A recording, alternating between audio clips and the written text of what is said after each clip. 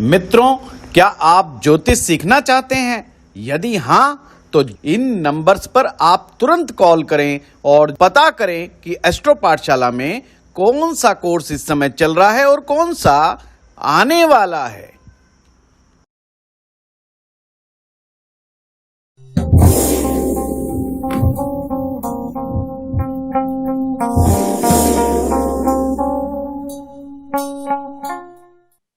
हमसे गलती कहाँ हो जाती है?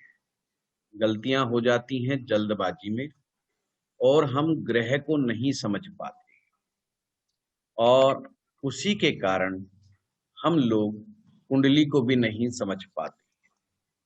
इसी सीरीज में कल मैंने आपको कराया था बुध ग्रह के बारे में।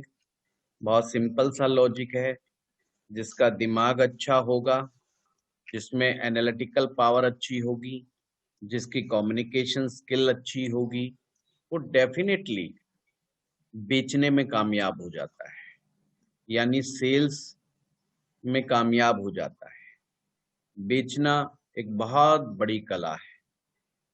अगर इस विषय में आपने गाइडलाइन लेनी है तो अनिल तिवारी जी से वार्तालाप कीजिएगा। अनिल तिवारी जी जो हैं LIC के में ऑफिसर हैं और उनके नीचे एडवाइज़र काम करते हैं। तो ये अपने एडवाइज़रों को अनिल जी सिखाते हैं कि कैसे पॉलिसी बेची जाए। और मेरा मानना है पॉलिसी बेचना कोई आसान काम नहीं है, इट्स वेरी टफ टास्क।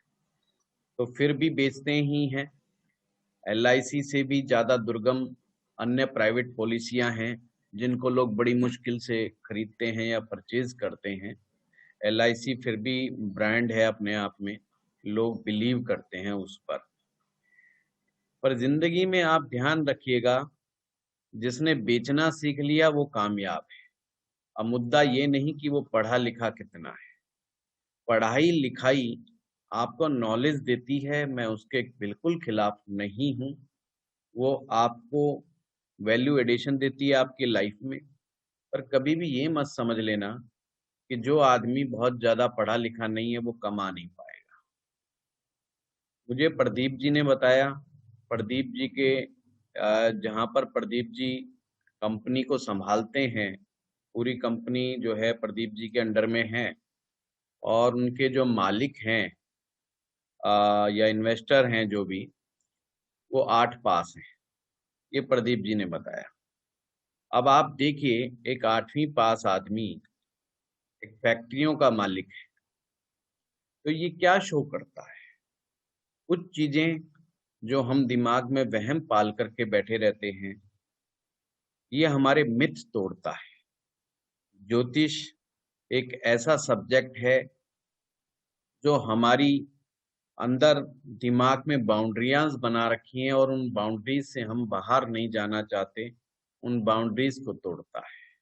हमें सोचने पर मजबूर करता है कि जिंदगी का एक पक्ष यह भी है कि बिना पढ़े लिखे भी इंसान राइज कर सकता है। पर एक चीज उसमें ध्यान रखना, बिना बुद्ध के पॉसिबल नहीं है। एक दूध वाला बहुत अच्छे तरह से दूध बेच सकता है आप लोगों को, बशर्ते उसका बुद्ध अच्छा हो। और जिंदगी में उसको आप देख लेना, 5 साल 10 साल उसको देखते रहो, ऑब्जर्व करते रहो, वो तरक्की करता चला जाएगा। तो जिंदगी में आप ये ध्यान रखना, ग्रह इतनी पावरफुल ताकत हैं जो इंसान के साथ खेलते हैं, और इंसान का एक वहम है कि मैं अपने आप बहुत कुछ करता हूँ, और इंसान कभी भी ग्रहों के प्रभाव से बाहर नहीं जा सकता।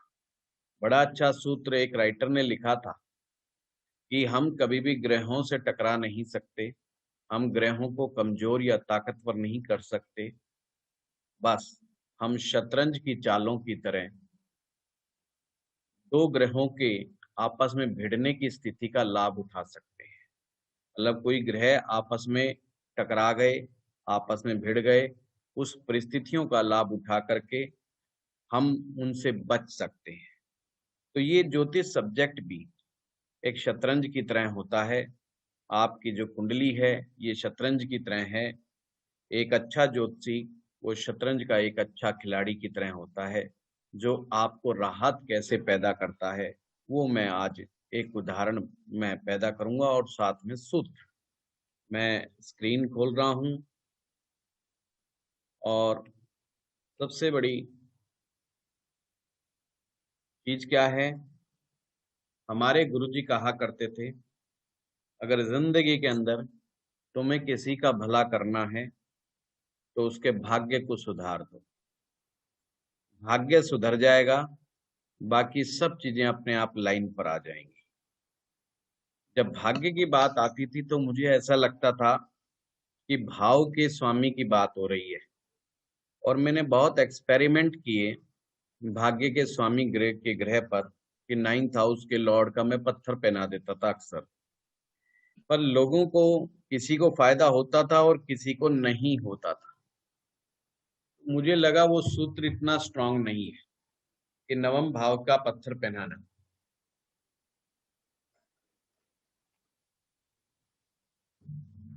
उसमें भी समस्या क्या होती थी, हम बिना ग्रह को जांचे परखे उसकी ताकत को बढ़ा सकते थे। अब ताकत तो बढ़ा दी, पता चला वो नवम भाव का स्वामी हमारे लिए तो बहुत अच्छा है ही नहीं। तो ऐसी स्थिति में उस व्यक्ति को लाभ नहीं हो पाता था। मैं फिर से सूत्र बता रहा हूं आपको, अगर किसी इंसान की जिंदगी में आप भला चाहते हो तो नवम भाव का उपाय करें। हमारे गुरुजी का ये सूत्र बहुत ही बढ़िया था और मुझे पर बाद में समझ में आया, बाद में भी क्या कहूं, कई सालों के बाद समझ में आया कि मामला क्या है। आइए मैं बहुत आसान तरीके से आपको बताऊंगा।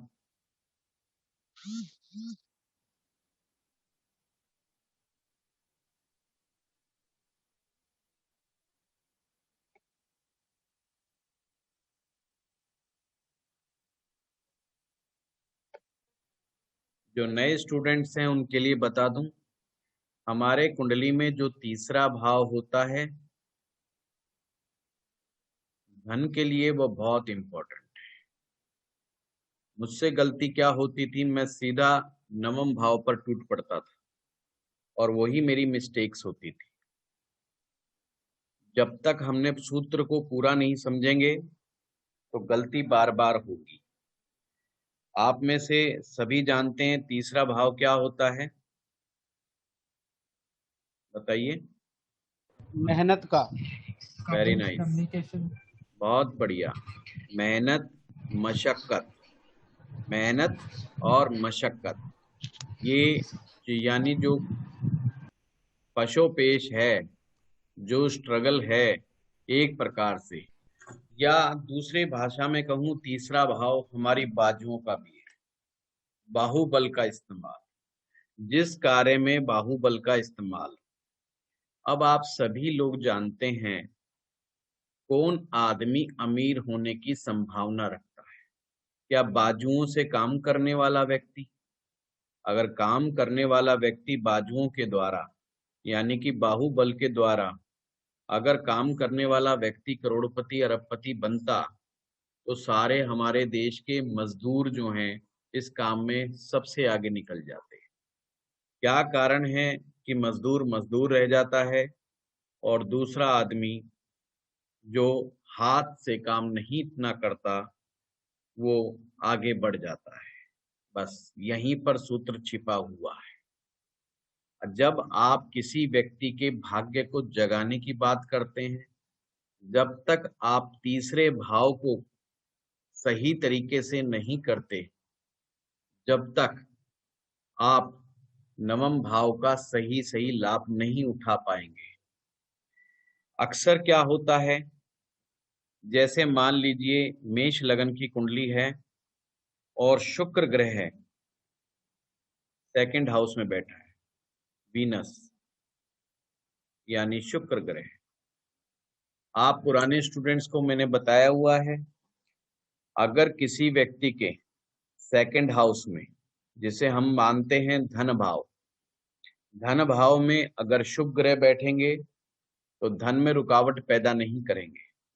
अगर अशुभ ग्रह बैठेंगे तो वह धन में रुकावट पैदा करेंगे। ये सूत्र आप सभी जानते हैं। जानते हैं कि नहीं आप लोग? याद है आप लोगों को? सर। है ना, बिल्कुल, यस। अब आप समझना वाली बात क्या है, कई बार सामने वाला कंप्लेंट कर सकता है इस बात को लेकर कि सेकंड हाउस में मेरे बड़ा शुभ ग्रह बैठा है, जैसे शुक्र बैठा है या बुध बैठा है या मेरा चंद्रमा बैठा है, फिर भी उस व्यक्ति को बहुत ज्यादा पैसा नहीं मिलता।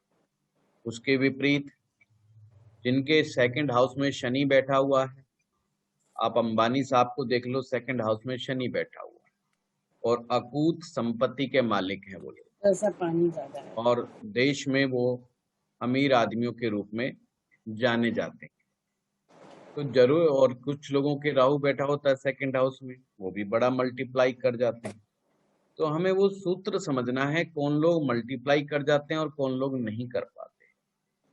फिर मैंने सूत्र बताया था, तीसरे भाव में पाप ग्रह अच्छे, तीसरा भाव में पाप ग्रह अच्छे माने गए हैं। पाप ग्रह कौन कौन से होते हैं? पाप ग्रह शनि, राहु, मंगल और केतु, ये 4 ग्रह पाप ग्रहों की श्रेणी में आते हैं। अभी तक आपने पढ़ा तीसरा भाव में अगर ये पाप ग्रह हों, शनि, राहु, मंगल, केतु, तो आपको पराक्रमी बनाते हैं। अब आप पराक्रमी का मतलब समझ रहे हो? आपको लड़ने में बाहुबली बनाते हैं, आपको फाइट करवाने में बड़ा स्ट्रेंथ देते हैं। यानी आपका किसी से झगड़ा हो जाए, आपको कहीं अपना शक्ति प्रदर्शन करना पड़ जाए, तो तीसरे भाव में बैठे पाप है आपको बहुत हेल्प करते हैं। मुझे आप लोग ये बताइए कि आप लोगों से झगड़ना पसंद करते हैं या जिंदगी में आगे बढ़ना? या तो एक रास्ता आपके पास है कि आप सभी को, अपने आस पड़ोस वाले लोगों को हराते चले जाएं, अपने घर में, परिवार में किसी से भी अपना कंपटीशन बांध करके बैठ जाएं और उनसे लड़ते घुलते चले जाएं। क्या ये रास्ता अच्छा है? या आप जिंदगी में सक्सेस के रास्ते पर, सफलता की सड़क के ऊपर चलते जाएं, वो रास्ता अच्छा है? तो सफलता हम के। सफलता का, ये सभी लोग जानते हैं। तो हमें तीसरे भाव में शुभ ग्रह चाहिए। तीसरा में जब शुभ ग्रह होते हैं तो व्यक्ति वो लड़ाई करने की तो हिम्मत नहीं देते वो शुभ ग्रह, पर हाँ, उसको एक अच्छा भाग्य जरूर दे देते हैं, एक सौभाग्य जरूर दे देते हैं। तो नवम भाव जो होता है, नवम भाव जिसे हम भाग्य बोलते हैं, वास्तव में मैं उन्हें आशीर्वाद बोलता हूँ। किसका आशीर्वाद? पिता का आशीर्वाद, भगवान का आशीर्वाद, गुरु का आशीर्वाद, ये सब नवम भाव से देखे जाते हैं। ये जब तक आपको अच्छा फल नहीं देंगे, जब तक आपका तीसरा भाव बहुत सही ढंग से आपके साथ सामंजस्य नहीं बिठाएगा। मान लीजिए तीसरे भाव में किसी के पाप ग्रह बैठे हुए हैं, अगर पाप ग्रह तीसरे भाव में बैठे हुए हैं तो वह उसको स्ट्रगल देंगे, मेहनत देंगे और नवम भाव को कहीं ना कहीं कमजोर करने का प्रयास करेंगे। पहला नंबर सूत्र, अगर शुभ ग्रह तीसरे भाव में बैठे हैं किसी भी व्यक्ति की कुंडली में, आप जब भी नवम को देखें तो देखने से पहले आप तीसरे का अध्ययन जरूर करें, तो उस व्यक्ति को आप लाभ दे सकते।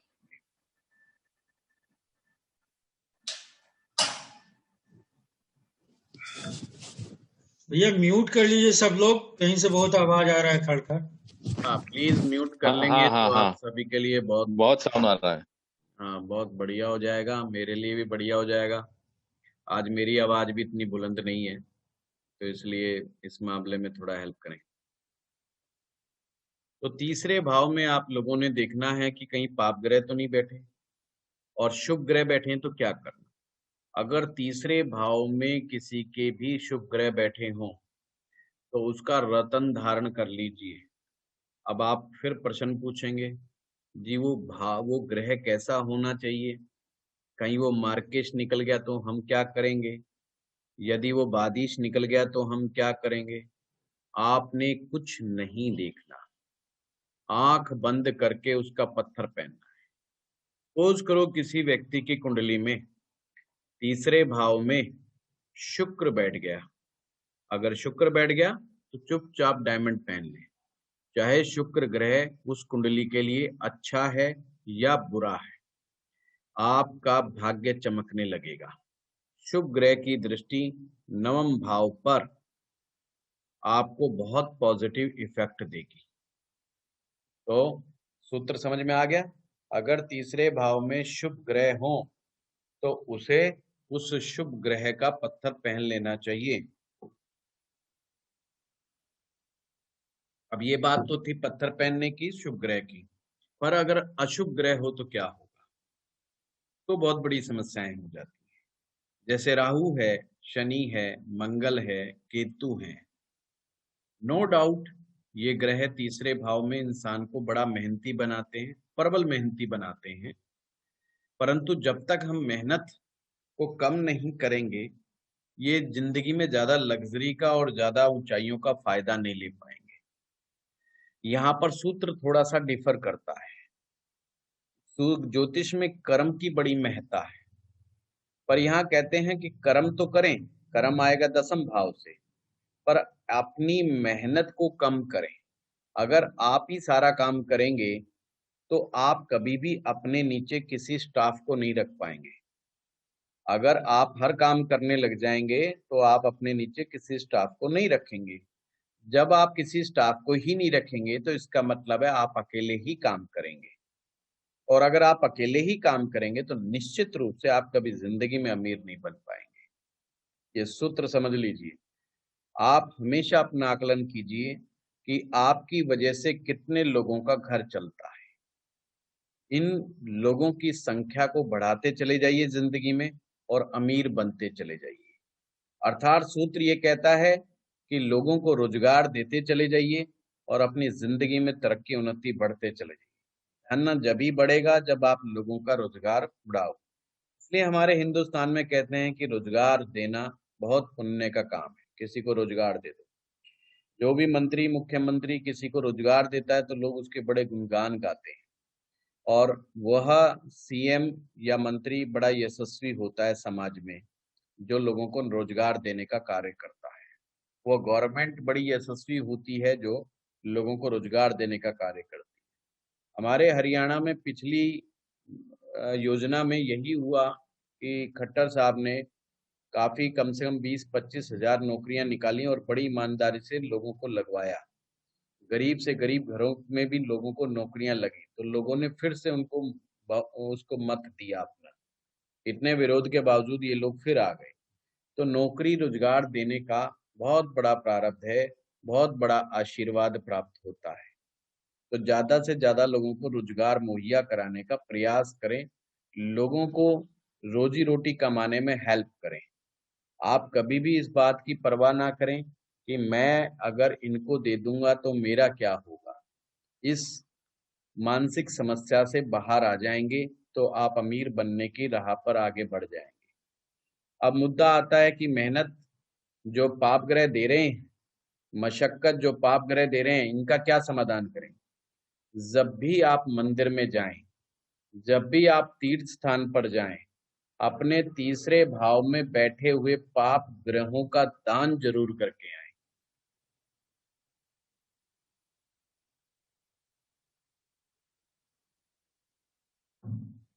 अब फिर मैं आता हूं आपके इसी कुंडली में।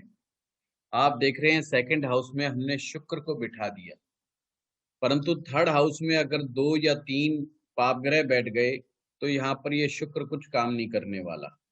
उस आदमी की जिंदगी में स्ट्रगल बड़ा खड़ा रहेगा और उसको मेहनत पे मेहनत करनी पड़ेगी और कहीं ना कहीं वो अटका रहेगा।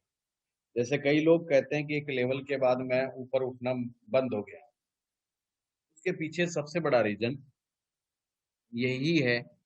तो इसलिए अतः जब भी कहीं तीर्थ स्थान पर जाएं, आप पाप ग्रहों की चीजों को दान पुण्य करके आए, अपने से दूर करके आए। क्या करना है? मेहनत करके। क्या करना है? झगड़ा करके। मेहनत का मतलब वो मेहनत नहीं, मतलब बिना मतलब की मशक्कत करने से कोई फायदा, कोई लाभ नहीं है। मैं इसी चक्रों में बहुत समय तक मैं भी अटका रहा, परंतु जैसे ही 2 और लोगों को रोजगार देने का कार्य करने लगा तो उससे तरक्की के रास्ते खुलने लगे। तो ये सूत्र मैंने फिर अपनी जिंदगी में पाया कि बहुत ही बेहतरीन सूत्र है ये। आप में से कोई अगर कोई बात पूछना चाहता है तो पूछ सकता है। नवम भाव की ताकत को बढ़ाना है और तीसरे भाव की ताकत को घटाना है। अगर तीसरे भाव में शुभ ग्रह बैठे हैं तो शुभ ग्रहों की ताकत को बढ़ाना है। अगर तीसरे भाव में पाप ग्रह बैठे हैं तो पाप ग्रहों की ताकत को कम करना है। पाप ग्रह आपको दूसरों को हराने में तो फायदा करते हैं, पर खुद भी आपको पूरा पूरा लगा करके रखते हैं। ठीक है, कोई पूछना अगर चाहे पाप ग्रह और शुभ ग्रह दोनों साथ बैठे हो तो? अगर पाप ग्रह और शुभ ग्रह साथ बैठे हों तो पाप ग्रहों का दान करना है और शुभ ग्रह का पत्थर धारण करना। अगर सर पाप ग्रह होगा तो उसका पत्थर नहीं धारण करना। नहीं, अच्छा पाप ग्रह का पत्थर नहीं धारण करना अगर वो तीसरे में बैठा है। अच्छा अच्छा। ना, अगर जैसे मंगल है तीसरे में बैठ गया तो फिर मूंगा नहीं धारण करना। मूंगा धारण ठीक है। करके वो झगड़े ही करता फिरेगा और कुछ नहीं होगा। अच्छा अच्छा। हाँ सोनल जी बताइए। सर अगर पाप और मतलब शुभ और अशुभ कोई भी ग्रह नहीं बैठा हो तो? कोई बात नहीं, ये बहुत अच्छी बात है। तीसरे का स्वामी हमेशा देखा करें। तीसरे का स्वामी कौन है, क्या है। दूसरी बात, नवम भाव में कोई शुभ ग्रह बैठा है या नहीं। नवम भाव में अगर कोई शुभ ग्रह बैठा है तो आप उसका पत्थर धारण कीजिए, और कोई अशुभ ग्रह बैठा हुआ है तो उसका दान कीजिए। जैसे राहु केतु बड़े प्रसिद्ध हैं। राहु तीसरे में और नवम भाव में केतु अच्छे माने जाते हैं। नवम भाव का केतु अब एक प्रकार से केतु पाप ग्रह है। अब केतु के संबंध में ऐसा कहा गया है कि राहु अगर जिंदगी में बहुत ज्यादा समस्याएं दे तो केतु का इलाज करना चाहिए, और केतु समस्या पैदा करे तो राहु का इलाज करना चाहिए। और हमें इनके लक्षण मालूम होने चाहिए। केतु जब भी समस्या पैदा करेगा तो आपको लक्षण मालूम होने चाहिए। वो कैसा करेगा? पाँव में दर्द, घुटने से नीचे नीचे भाग में दर्द होने लगेगा, पेन होने लगेगा। हर्निया के ऑपरेशंस की बार बार मुसीबत आएगी। पेट की शल्य क्रिया यानी कि पेट के ऑपरेशंस बार बार होने लगे तो समझ जाना कि केतु गड़बड़ असर दे रहा है। वैसे तो ज्योतिष में कब ये अच्छा असर देंगे कब बुरा असर देंगे, इस बात का भी पूरा पूरा हिसाब किताब होता है। और अगर हम उस चक्कर में भी ना पड़े तो सिंपल उसके लक्षण को समझ लेना है।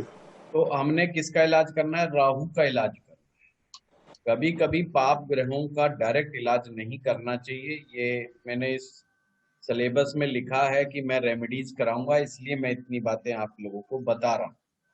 इस कोर्स में हम लोग धन के लिए आने के रास्ते खोलने के लिए क्या क्या रेमेडीज करनी चाहिए वो भी आगे के खंड में, इसमें मंत्रों का हिसाब किताब चलेगा, मंत्र साधना से भी संबंधित बातें होंगी। और अभी हम सिंपल सिंपल बातें कर रहे हैं। अगर केतु दिक्कत दे रहा है तो हमें राहु का इलाज करना है। और राहु कैसे दिक्कत देगा? राहु हमारे को ब्रह्म जाल की स्थिति में फंसा के रखता है, कंफ्यूजन और इल्यूजन बहुत ज्यादा देता है, जिंदगी में उतार चढ़ाव बहुत देता है। जो भी हम काम कर रहे होते हैं वो काम हमें अच्छा नहीं लगता, और जो पड़ोसी जो काम कर रहा होता है वो काम हमें बहुत अच्छा लगता है। पड़ोसी का तात्पर्य ये है कि जिनको भी हम देखते हैं, जिनसे भी हम कंपटीशन रखते हैं, उनको पड़ोसी मैं ऐसे ही बोल देता हूँ।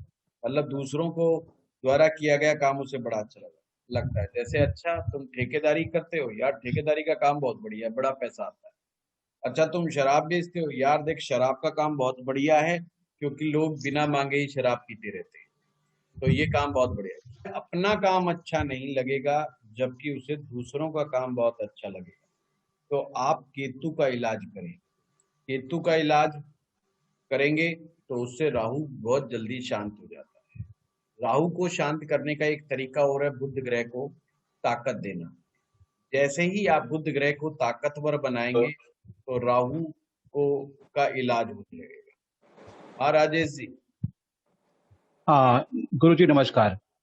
नमस्कार। अच्छा, मेरा एक क्वेश्चन था। जैसा अभी हमारी किसी सिस्टर ने पूछा कि थर्ड भाव में कोई भी प्लेनेट नहीं है और नाइन्थ भाव में अगर कोई प्लेनेट है, तो हाँ, अगर कोई क्रूर प्लेनेट है, फॉर एग्जांपल मंगल ही है, पर वो स्व राशि का है, सिंह लग्न की कुंडली में, तो भी सिंह उसका लगन क्या की दान करना चाहिए?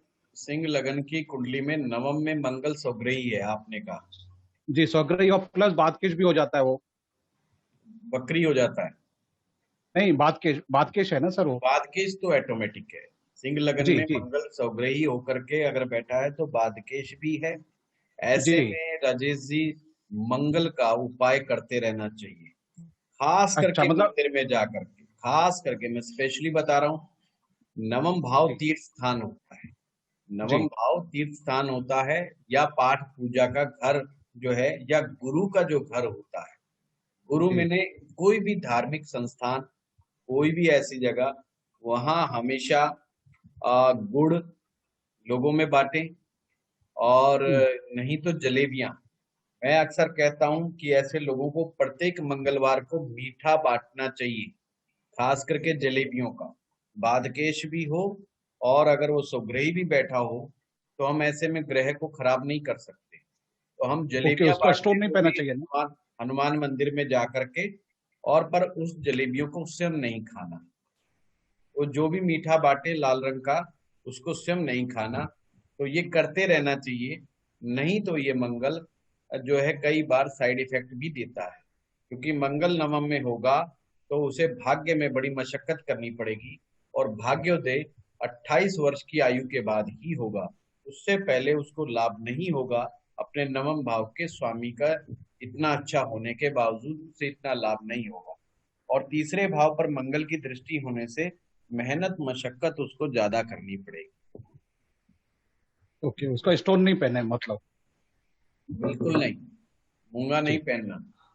एक तो जी सिंह जी। लगन है, वैसे ही फायर फायर वाला असेंडेंट है, और ऊपर जी से मूंगा भी मतलब मंगल सुग्रही हो गया, तो फायर उसमें जी। ज्यादा क्रिएट हो जाएगी। तो ओके, सर तो थैंक यू सर। सर हाँ, इसमें मतलब नैसर्गिक रूप से जो पाप ग्रह है उसको देखना है। नैसर्गिक रूप से जो पाप करे, बिल्कुल।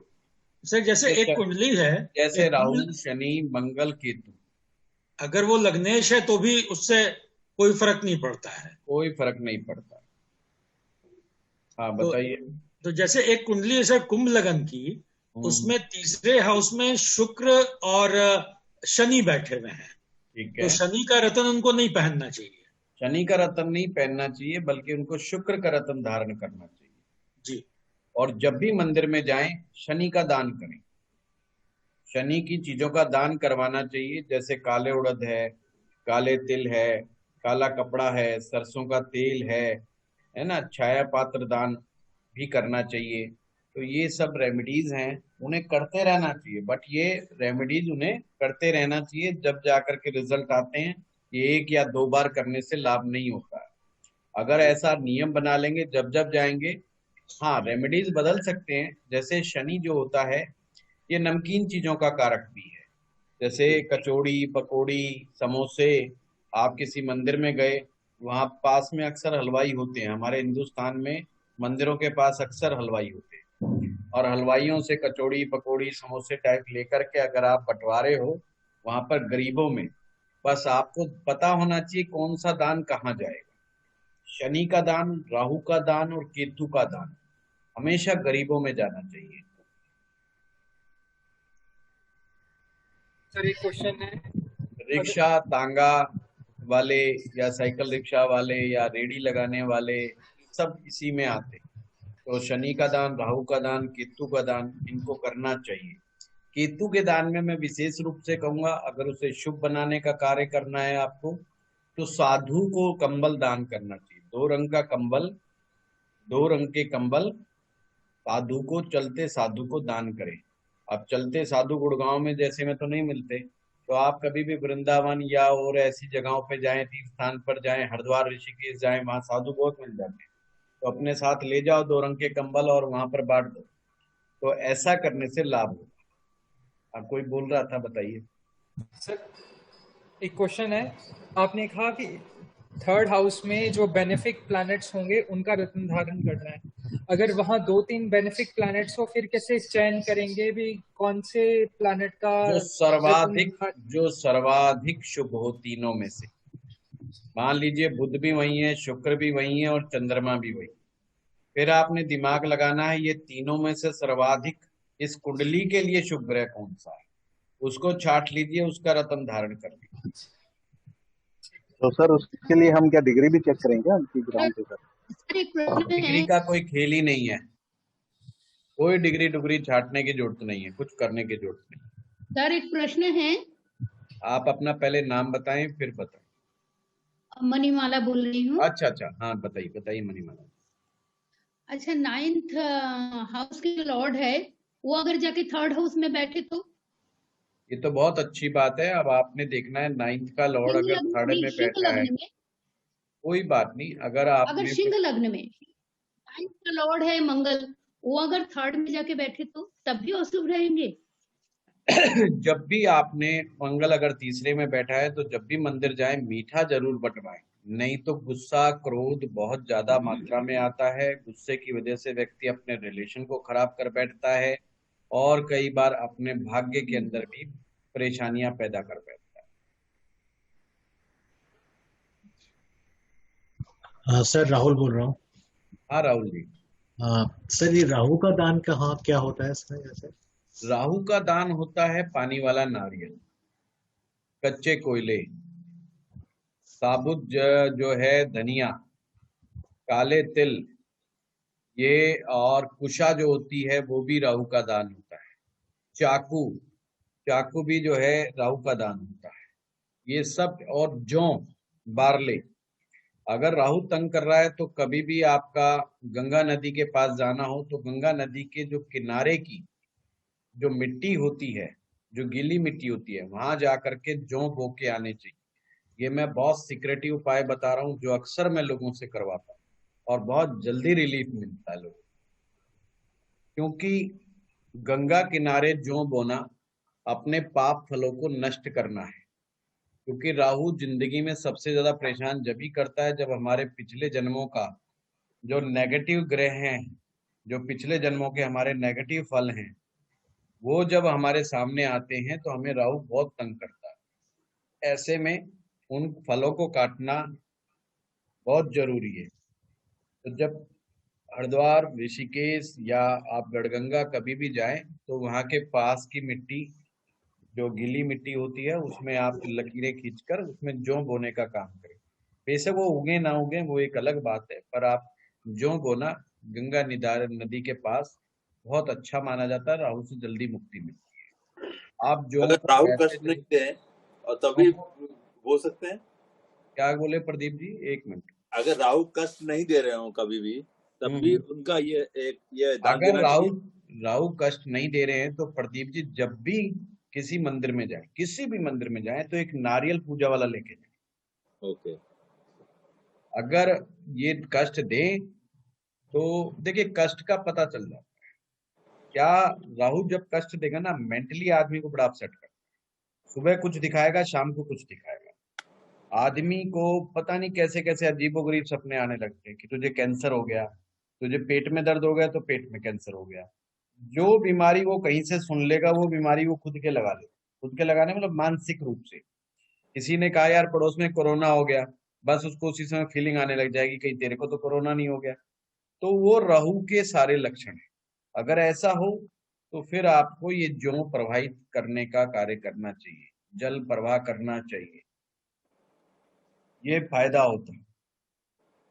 और कोई किसी का प्रश्न है? गुरुजी प्रणाम, नवीन बोल रहा हूँ। गुरुजी अगर ऋषभ लगन की कुंडली में शनि तीसरे भाव में बैठे हैं जी, और 9वें भाव के वो स्वामी हो गए, बिल्कुल हो गए, और 9वें भाव में कोई नहीं बैठा, तो उस केस में जैसे आपने बताया कि शनि से रिलेटेड शनि का दान, नवीन जी शनि का दान करना चाहिए। और जितनी पालना आप अपने नौकर की करेंगे, अपने घर में काम करने वाले नौकर की करेंगे, उतना ही ये शनि आपको पॉजिटिव इफेक्ट देगा। देखिए पहली बात तो शनि ग्रह की दृष्टि भाग्य भाव पे अच्छी नहीं, भाग्य को मंदा असर दे देता है, मतलब भाग्य को थोड़ा मंदा चलाता है। कभी कभी तो ये ऊपर ले जा करके भी वापस डाउन मार देता है, तो ये बहुत अच्छी बात नहीं है। ठीक है सर विश्वामित्र बोल रहा हूँ। हाँ विश्वामित्र सर टॉरस टॉरस लग्न की कुंडली है, शनि जो है 3rd हाउस में है और चंद्रमा जो है वो 9th हाउस में है, एक्सचेंज है दोनों का। ठीक है, तो यहाँ पे शनि का दान करेंगे, किस तरह क्या उपाय करेंगे इसमें सर? देखिए इसमें अगर हम देखें तो चंद्रमा शुभ भाव में बैठा है, नवम भाव में बैठा है, तो ऐसे में चंद्रमा के उसको बढ़ाएंगे, हम ताकत को बढ़ाएंगे, तो मोती धारण करना एक अच्छा साधन रहेगा। जी जी। दूसरी बात यह कि शनि को आप दान करेंगे तो अच्छा रहेगा, नहीं तो ये विष योग का सा आपको रिजल्ट देगा। और विष योग में कई तरह की समस्याएं होती हैं। विष योग फूड पॉइजनिंग का खतरा बहुत देता है, किसी दवा के रिएक्शन होने की बात कहता है, ये मेंटली बहुत परेशानियां दे देता है, ये सुसाइडल टेंडेंसीज भी कई बार दे देता है, तो इसके कई ज्यादा साइड इफेक्ट। बाकी तो पूरी कुंडली देखने से पता लगेगा। जी जी। गुरु जी एक छोटा सा क्वेश्चन और था। हाँ बताइए, क्या नाम क्या आपका? राजेश बोला हूँ सर। हाँ राजेश जी, अभी आपने जैसे शनि के लिए बोला कि शनि की दृष्टि अपने भाग्य भाव पे अच्छी नहीं रहती है, तो तीसरे भाव से भी दृष्टि पड़ेगी उसकी और 12वें भाव से भी पड़ेगी। हाँ जी हाँ जी। तो 12वें भाव में भी अगर होगा शनि, तो क्या शनिवार को मंदिर में जाना चाहिए और फिर शनि से रिलेटेड कुछ करना चाहिए? नहीं, 12वें भाव में शनि हो उसका इलाज ऐसे नहीं करना। जी सर मेरा एक क्वेश्चन है। सर 3rd हाउस तो खाली है ही, वहां पे तो कोई ग्रह नहीं है, 9th हाउस में भी कोई ग्रह नहीं है, और दोनों के जो लॉर्ड हैं वो 7th हाउस में बैठे हुए हैं। ठीक है। वृषभ लग्न की कुंडली है, इसलिए जो चंद्रमा है वो तो नीच के हो गए हैं, और शनि साथ में बैठे हैं, तो विष योग भी बन रहा है, और वहाँ मंगल भी बैठे हुए हैं साथ में 7th हाउस में। सबसे पहले आपने देखिए चंद्रमा नीच के हो गए जी, तो ये आपको मेहनत करने ही नहीं देंगे। अच्छा, पर सर यहाँ पे मंगल जो है वो उच्च के हो पहले आप रखे हैं। समझिए, वृष लग्न में अगर चंद्रमा नीच के हो गए तो ये आपको मेहनत करने ही नहीं देंगे। ये एक उत्तम योग है धन का। सूत्र बता रहा हूं, अगर तीसरे भाव का स्वामी किसी का नीच का हो जाए, 6ठे भाव का स्वामी नीच का हो जाए, या 8वें भाव का स्वामी नीच का हो जाए, तो ये एक उत्तम धन योग है।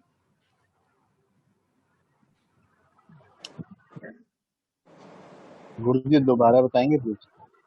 तीसरे भाव का स्वामी यदि नीच राशि में हो जाए, जैसे डॉक्टर सोनल जी का है, 6ठे भाव का स्वामी अगर नीच का हो जाए, या 8वें भाव का स्वामी अगर नीच का हो जाए, तो वह एक उत्तम धन योग है।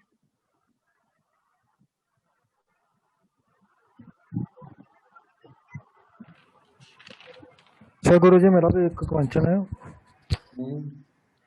मकर लग्न की कुंडली है और 9th हाउस में सूरज मंगल शनि बैठे होंगे, तो इस कौन सा दान करना अच्छा रहेगा फिर? तीनों ही सूर्य मंगल शनि। लेकिन ऐसा क्यों होता है? क्वेश्चन है एक ऐसा करके प्लीज आप सभी से रिक्वेस्ट करूंगा, एक एक करके, क्यों मैं आज इतनी फुर्ती में नहीं हूँ कि सभी को संभाल लूं। बताइए ऐसा क्यों होता है कि नीच के होने पे ये धन योग बना देते हैं? देखिए प्रताप जी, अगर तीसरा आपकी मेहनत को कम कर दे, मशक्कत को कम कर देगा, तो ऑटोमेटिक आप फिर अपना ध्यान पैसा कमाने में लगाओगे ना। अगर 6ठा भाव ही नीच का हो जाएगा, तो 6ठा भाव नीच का होने पर आपको किसी को शत्रु बनने ही नहीं देगा, या आप बिल्कुल अलग ही रहोगे। आपका किसी से कंपटीशन में आप आओगे ही नहीं, आप बिल्कुल एकदम ऊपर की तरफ चले जाओगे। जिंदगी में ध्यान रखना, आपको जिंदगी चलाने के लिए केवल एक ग्रह की आवश्यकता होती है, ओनली एंड ओनली वन। आपको कोई बहुत ज्यादा ग्रह, अच्छे ग्रहों की जरूरत नहीं, ओनली वन प्लैनेट। अगर आप अपनी जिंदगी में केवल एक ग्रह शुद्ध अवस्था का ढूंढ लेते हैं, वही ग्रह आपको मकान दे देगा, वही जमीन जायदाद दे देगा, वही अच्छा रहन सहन दे देगा। केवल एक प्लेनेट की बात कर रहा हूं, ओनली एंड ओनली वन। वही आपको बीवी बच्चों का लालन पालन करने में सक्षम बना देगा। Only one planet. अगर 2 प्लेनेट गलती से भी निकल आए तो आप मल्टीप्लायर बन जाओगे। मल्टीप्लायर का मतलब है अब आप दुनिया को रोजगार देने में सक्षम हो जाओगे। अगर तीसरा ग्रह निकल आए तो आप किसी भी राजा से कम नहीं। बस इतना ही चाहिए, और इतना भी हम लोगों को नहीं मिल पाता। ग्रह शुद्ध अवस्था का नहीं मिलता। सारी प्रॉब्लम एक ही जगह का है। उच्च के मिल जाएंगे, सौग्रही मिल जाएगा, कोई कहीं बैठ के, शुद्ध अवस्था का नहीं मिलता। अब जैसे मान लीजिए आज मैं एक कुंडली देख रहा था, शुक्र कन्या लगन थी, शुक्र नीच राशि में बैठे थे लगन में, और वहीं पर ही जो है गुरु बैठा हुआ था, और सेकंड हाउस में वहां पर राहु बैठा हुआ। अब आप देखिए गुरु अशुद्ध हो गया, जबकि अगर वो अकेला भी बैठ जाता और वो पाप ग्रह के साथ नहीं बैठता, या उन टर्म्स एंड कंडीशन को जो मैंने बताया था, दूसरा, पांचवा, 9वां, 11वां भाव के अंदर उसके शत्रु नहीं बैठते, तो वो अकेला गुरु जो है बहुत उत्तम कोटि का दे देता, प्रभाव दे देता। इसलिए उसको प्रभाव नहीं मिला। अब सबसे बढ़िया लक्षण जांचने का क्या है? गुरु जितना उत्तम श्रेणी का होगा उसके उत्तम श्रेणी के संस्कार। दूसरी बड़ी बात, उसकी सोच बहुत उम्दा हो। हम लोग कभी कभी क्या करते हैं, अपनी सोच से लोगों को क्रिटिसाइज करते रहते हैं। मुंह से तो नहीं बोलते, पर अंदर ही अंदर हम क्रिटिसाइज करते रहते हैं, या गुस्सा रखते हैं किसी के प्रति, हम बहुत ज्यादा गुस्सा में रहते हैं। आप ध्यान रखिएगा, जब आप लोगों के अंदर, लोगों के प्रति गुस्से में रहते हैं तो आपका शनि बहुत अच्छा नहीं होता। जब आप लोग माफ करने की कला में नहीं होते तो आपका शनि अच्छा असर नहीं देता, और जब शनि अच्छा असर नहीं देता तो आपको मेटेरियलिस्टिक सुख नहीं मिलता। अगर गुरु किसी भी प्रकार का गलत खान पान आप करते हैं तो यह आपके गलत गुरु ग्रह की निशानी है। अगर आपका लाइफस्टाइल बहुत उल्टा सीधा है कि रात के 12 बजे सोना, सुबह के 10 बजे 11 बजे उठना, तो गुरु अपने आप खराब हो जाएगा। गुरु आपका कितना भी उत्तम कोटि का क्यों ना हो, वो आपको अच्छे रिजल्ट देगा ही नहीं। और गुरु में किसी भी तरह की बाधा आएगी, गुरु आपको ललायित करेगा। लगन में बैठा हुआ गुरु आपको अहंकारी बना देगा, बहुत ज्यादा अहंकारी बना देगा। आप अपनी नॉलेज के सामने किसी की नॉलेज को मानेंगे ही नहीं। आपको पता है ज्योतिषियों के साथ ये सबसे बड़ी समस्या है, जिससे भी वो सीखते हैं उसके बारे में वो बात ही नहीं करते, वार्तालाप ही नहीं कहते। बाद में तो उन्हें शर्म आने लग जाती है ये बात पब्लिकली बोलते हुए कि हमने कहाँ से सीखा है और कैसे सीखा है। ये अपने आप ही बैठे बिठाए अपने गुरु को खराब कर लेते हैं।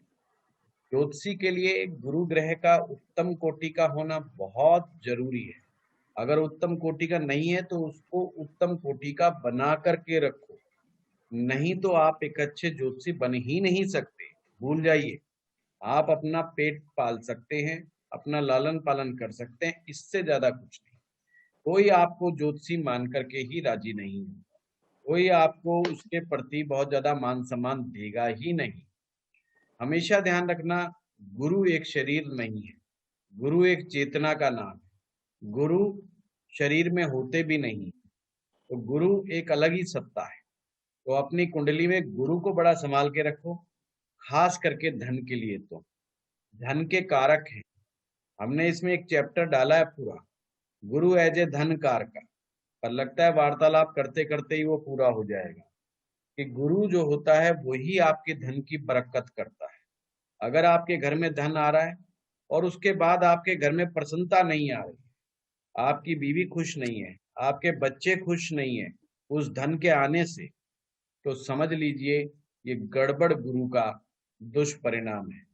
आपने देखा होगा बड़े बड़े घर होते हैं, अमीर घर होते हैं, बेटा आएगा वो अपने अलग कमरे में घुस जाएगा, बेटी आएगी वो अपने अलग कमरे में घुस जाएगी, मियाँ बीवी पहले से लड़े बैठे, बस सब कोई नौकर से वार्तालाप कर रहा है, नौकर से कोऑर्डिनेट कर रहा है।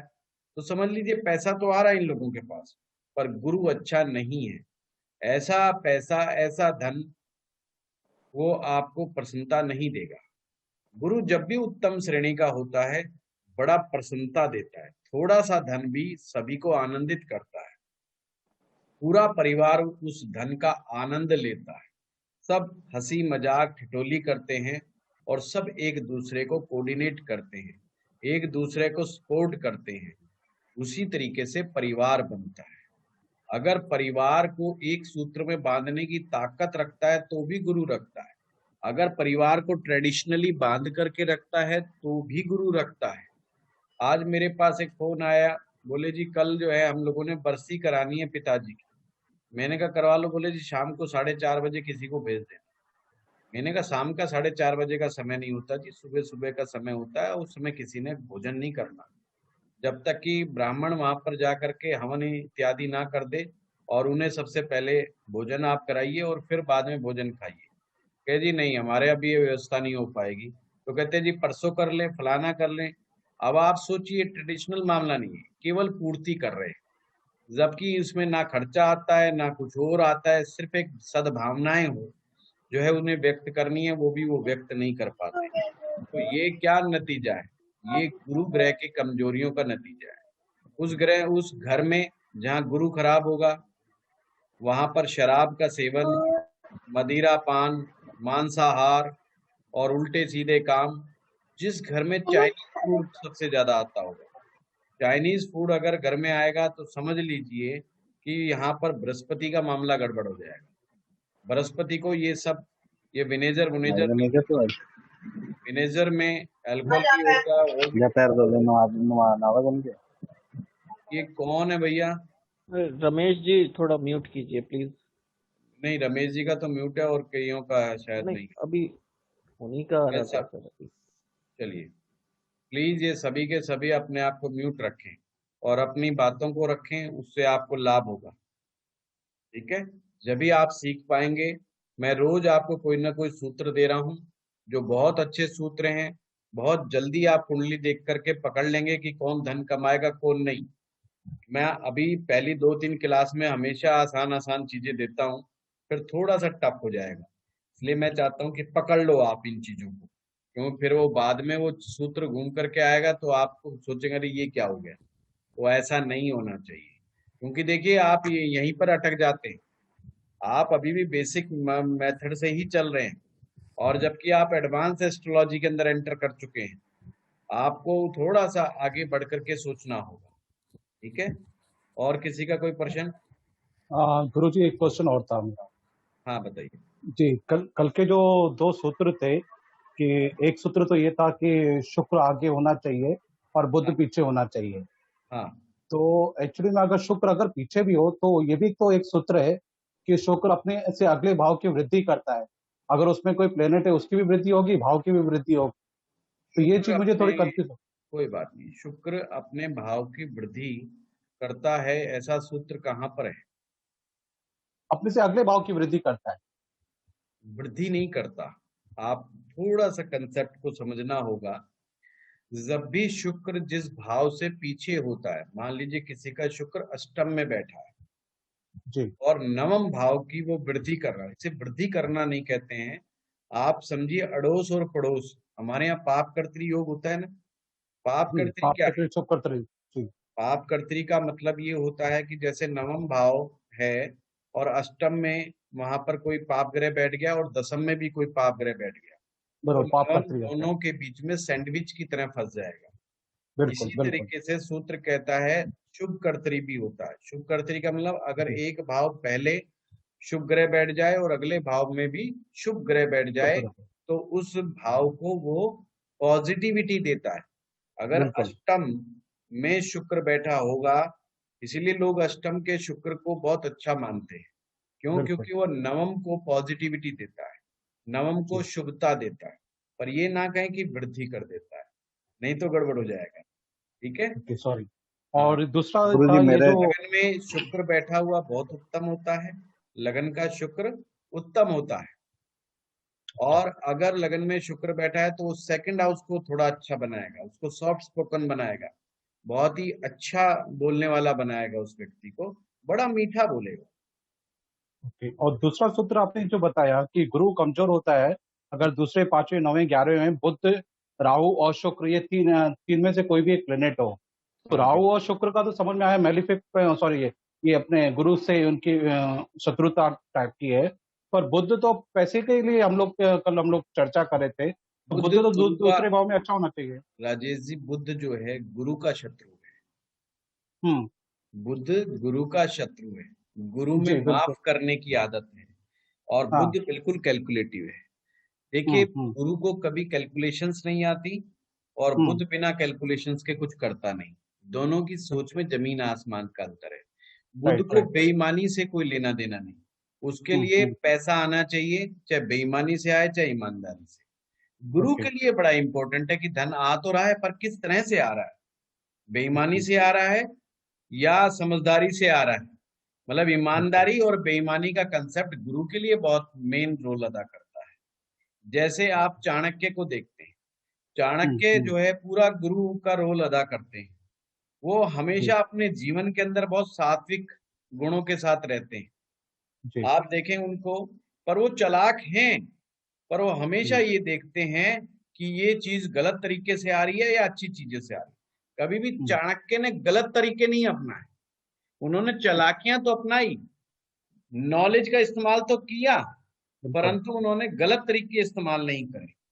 कभी भी परस्त्री गमन नहीं किया। जितना धन आने, उसका शिष्य जब राजा बना, यानी चंद्रगुप्त मौर्य जब राजा बन गए, मौर्य एक नीची जाति को पीछे जो मौर्य लगा देते हैं।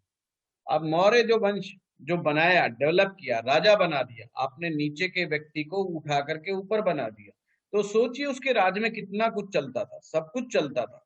अब वास्तव में अगर आप उस समय के उस काल को पढ़ेंगे तो चाणक्य को तो बहुत हर कोई मानता था कि भाई राजा तो बिल्कुल इनका शिष्य है, इनके बिना पूछे तो कुछ करता ही नहीं। तो एक तरह से सारा पाठ, राजपाठ वही संभालते थे। पर कहीं नहीं लिखा कि वो भोग विलास में एंटर कर गए। सब कुछ अपने पास था पर उन्होंने भोग विलास की तरफ नहीं देखा। तो ये गुरु के लिए बहुत इंपॉर्टेंट हो जाता है। आपको बहुत सारे ऐसे ऋषि मुनि संत महात्मा मिल जाएंगे, पर बुध ग्रह बिल्कुल दुकानदार है जी। उसको फायदा कहाँ होगा, किस प्रोडक्ट से होगा, उसका सारा फोकस वहां पे रहे। और गुरु की सोच और बुध की सोच में जमीन आसमान का अंतर है। इसलिए अगर गुरु जिन भावों का कारक है, उन भावों पर उनके शत्रु ग्रह अगर आ जाएंगे तो वो गुरु को काटेंगे, गुरु की ताकत को कम करेंगे। ठीक है गुरुजी, मेरा एक क्वेश्चन है। हाँ जी। कि किसी ने बताया था कि अष्टम भाव में अगर राहु बैठा होता है तो काफी कष्टदायक पीड़ा देता है वो, और काफी जैसे कैंसर टाइप के रोग भी दे देता है कई बार। तो बिल्कुल बिल्कुल। तो इसका उपाय क्या होता है और इसका कारण क्या होता है? पहले तो रमेश जी इसमें स्थिति देखनी पड़ती है कि बनाने वाला राहु को खराब कौन है। राहु खराब कैसे होता है, सबसे पहले आपको वो देखना पड़ेगा कि राहु केतु में राहु आगे है कि केतु पीछे है, कैसे है। मतलब केतु राहु दशम, देखिए राहु आपका आपने कहा अष्टम में आ गया जी, इसका मतलब क्या है कि केतु आगे है। नहीं, केतु आगे, केतु सेकंड में होगा ना, फर्स्ट हाउस को रेफरेंस मान के चलना चाहिए। तो राहु आगे हो गया, राहु आगे हो गया तो इसको खराब कौन कर सकता है। बुध ग्रह की स्थिति को हमेशा यहाँ बड़ा इंपॉर्टेंट रोल अदा करती है। अगर बुध यहाँ पर के बुध के हालात ठीक ठाक है तो अष्टम का राहु इतने खराब रिजल्ट नहीं देगा, ना कैंसर देना ना और देना। नहीं तो राहु अष्टम में ह्यूमिलेशंस बहुत देता है, बंदे की बेइज्जती बहुत करा देता है, उसके गुप्त योजनाओं को बाहर ओपन कर देता है, उसके गुप्त फाइनेंस को बाहर निकाल के खोल देता है। जिन लोगों के आईटी की रेड पड़ जाती है, इनकम टैक्स की रेड पड़ जाती है, उनके साथ भी ये राहु का बड़ा भारी पंगा है। पर बुध मेन सोर्स है। बुध अगर तो अच्छा है जी, बुध अस्त है और राहु कर्क भाव में बैठा है। अगर अस्त है तो फिर वास्तव में खराब है। तो इसके लिए उपाय क्या कर सकते हैं? शमशान भूमि का उपाय होता है ना, शमशान भूमि के उपाय होते हैं। अष्टम भाव को शमशान भूमि मानते हैं और राहु जो होता है उसको जो है हम जो है जौ लेकर के 1.25 किलो जौ लेकर के किसी बड़े पत्थर के साथ वो दबा देते हैं जो शमशान भूमि में। या अपने घर में अंधकार जो पहले होती थी कोठड़ियां, अंधेरे वाली जगह पर रख करके उसमें दबा दें आप जो है इसको जौ को, बारले को किसी बड़े पत्थर के साथ, तो भी ये इसके रेमेडी हो जाती है। फिर भी मैं एक और बात बताऊंगा, यहाँ के जो देवता हैं वो रुद्र हैं, भगवान शिव हैं। भगवान शिव का भी रुद्र वाला रूप, जिनका जब हम रुद्राभिषेक करते हैं, जिनका अष्टम में राहु हो तो उन्हें रुद्राभिषेक करवाते रहना चाहिए।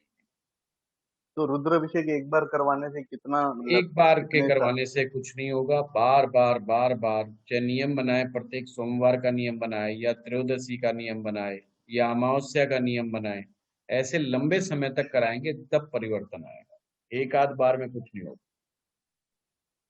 अच्छा, जैसे ज्योतिर्लिंग पे जाकर के अगर हर साल करवा दे तो वो अच्छी बात है, वो अलग है, पर आप जिधर भी रहते हैं, जहां पर भी रहते हैं, वो वहां पर करवाएं बैठ करके। और ज्योतिर्लिंग का 12 राशियां हैं और 12 राशियों के एक एक ज्योतिर्लिंग है।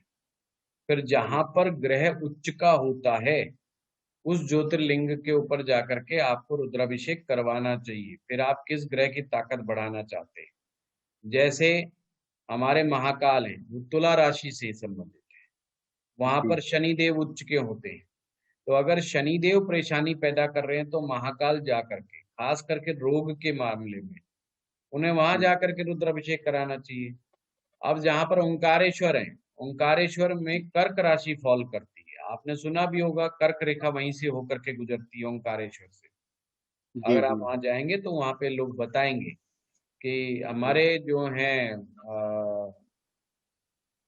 अनिल जी हैं, वो वहीं से इंदौर के पास के ही हैं, इंदौर से ही है शायद। तो उनके पड़ोस में ही है ओंकारेश्वर, तो मेरे ख्याल से 1 घंटे का रन है। तो वहां पर कर्क राशि फॉल करती है, तो वहां पर गुरु उच्च के होते हैं।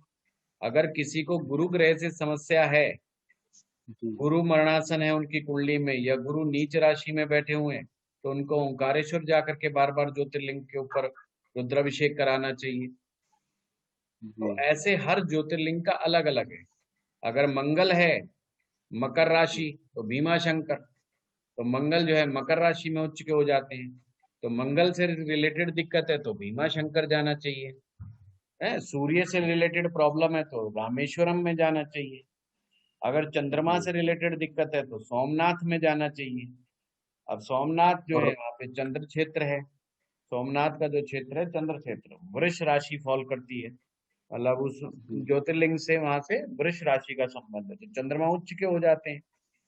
राहु के लिए, तो राहु के लिए नागदेव हैं, जो इसको क्या बोलते हैं, इसको अपने महाराष्ट्र में है, महाराष्ट्र में है, नागेंद्र ज्योतिर्लिंग, नागेश्वर, नागेश्वर सर, नागेश्वर जैमिनी के लिए वो है, जैमिनी के लिए नागेश्वर। हाँ, अब जैसे आप बनारस में जाते हैं, बनारस के लिए जो है वो वहाँ पे केतु का संबंध है, जो बाबा विश्वनाथ हैं, केतु का संबंध भी है और गुरु का संबंध भी है,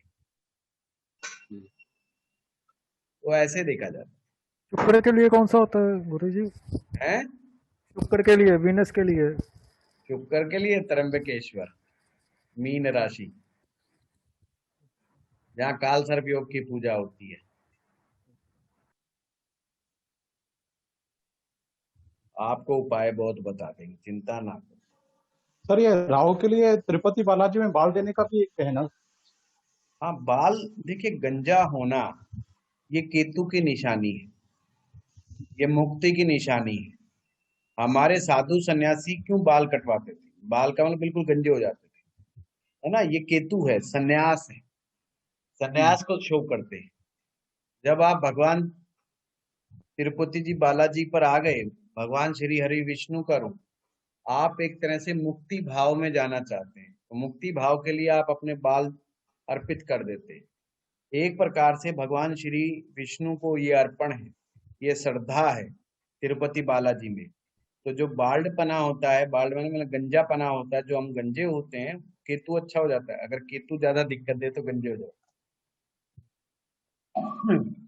अगर केतु को अगर खराब कर रहा है तो बिल्कुल गंजे हो जाओ, चोटी रख लो अपने आराम से बढ़िया, और उसमें बढ़िया घी घा लगाओ, उसमें खोपड़ी के अंदर मस्त रहो, है, तो उससे केतु आपका ठीक हो जाएगा। अनिल जी का तो बिल्कुल वैसे ही अपने आप ठीक है। अनिल जी आपका क्या मतलब, केतु कुछ नहीं बिगाड़ सकता। 12वें भाव में बैठा है गुरुजी। 12वें में बैठा है केतु। जी जी। बस बस, आपका तो वो वैसे ही कुछ नहीं कहेगा। चलिए नहीं, सुनील जी। हाँ जी अमर बोल रहा था सर। जी अमर जी। थर्ड हाउस में अगर जैसे चंद्र बैठा है हाँ और आपका नवम में कुछ ग्रह नहीं है, ठीक है, तो उसका क्या मोती पहनाइए अमर जी, मोती पहनिए। गुरुजी मेरी किसी ने बात काट ली, मैं सूरज मंगल और शनि के बारे में पूछना, इनका स्टोर भी नहीं ना पहनना चाहिए अगर 9th में बैठा हो तो? नहीं नहीं जी, नहीं नहीं, बस दान ही करना है ना हमने। हाँ, कोई भी बंदा आज्ञापाल की बात नहीं काटेगा। नहीं वो पहले पता नहीं कह दी मैंने आज्ञापाल, मैंने पहले ही सबको वार्निंग दे दी। सर 3 और 9 दोनों में कोई ग्रह नहीं हो तो? है जी, 3 और 9 दोनों में कोई ग्रह नहीं हो तो शुभ। अच्छी बात है। फिर आप देखिएगा कि कोई ग्रह ऐसा ढूंढिएगा रतन धारण करने के लिए जो दिग्बली हो। दिग्बली ग्रह का भी पत्थर बहुत अच्छा होता है, बहुत सूट करता है। गुरुजी अगर लेडीज के केतु खराब हो जाए वो क्या करेंगे? वो तो बाल नहीं काट सकते। नहीं, उन्हें बाल काटना भी नहीं चाहिए। कहीं कहते हैं जी कि वो क्या करेंगे केतु के लिए?